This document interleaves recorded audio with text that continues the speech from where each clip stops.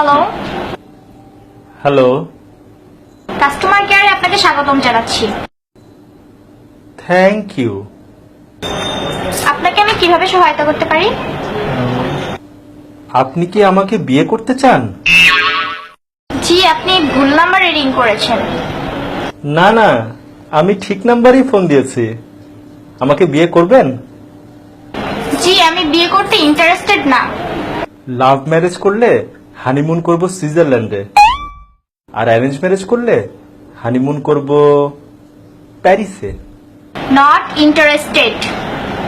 Court marriage করলে 10,000 টাকায় বিয়ে করতে পারেন, আর যদি নর্মাল ম্যারেজ করেন তাহলে 20,000 টাকা। জি, আমি তো আপনাকে বিয়ে করতে ইন্টারেস্টেড না, তাহলে কেন আপনি আমাকে বারবার অফার করছেন? বিয়ে করলে প্রতি সপ্তাহে আপনাকে সিনেমা দেখাতে নিয়ে যাওয়া হবে। আপনি বুঝেন না আপনাকে আমি বিয়ে করতে ইন্টারেস্টেড না। আপনাকে সিনেমা হলে পপকর্ন খাওয়াবো। আমি তো আপনাকে বিয়ে করব না, তারপর কেন আপনি আমাকে বিরক্ত করছেন? অফারের পর অফার দিয়ে যাচ্ছেন। এখন বুঝতে পেরেছেন আপা আমাদের কষ্টটা?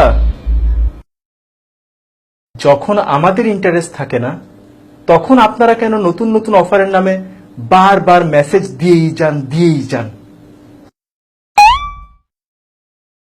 মাত্র 100 টাকায় পাবেন যে কোনো মোবাইলে 160 মিনিট সব সময়। কথা বলুন 1 পয়সা পার সেকেন্ড কল রেটে, মেয়াদ 30 দিন।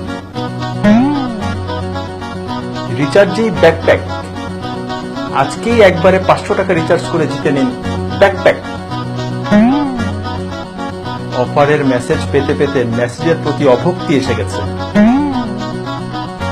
অফারের মেসেজে পুরা মোবাইলের মেমোরি কার্ড ফুল হয়ে যায়, ডিলিট করতে করতে ঘন্টার পর ঘন্টা পার হয়ে যায়।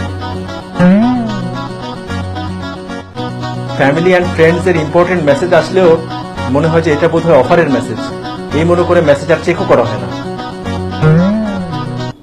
যখন আমাদের ইন্টারেস্ট থাকে না আপনাদের এসব অফারে, আপনারা কেন অফারের পর অফার দিয়েই যান।